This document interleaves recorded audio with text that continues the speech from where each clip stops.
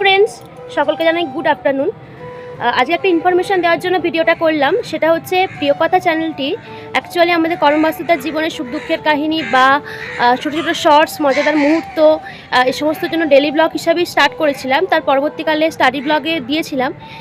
তাতে করে আমাদের বিষয়টা নিজেদেরই খারাপ লাগছিলো, অর্থাৎ পাঁচ মিশালি বা খিচুড়ি টাইপের হয়ে যাচ্ছে।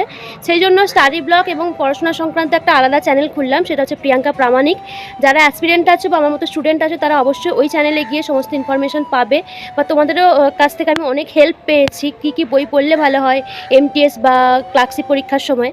তো যারা স্টুডেন্ট আছে তারা ওই চ্যানেলটা অবশ্যই সাবস্ক্রাইব করে নিও।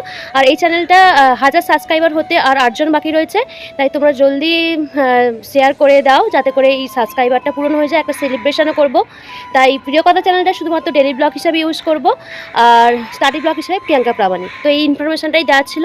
টাটাই, সবাই ভালো থেকো।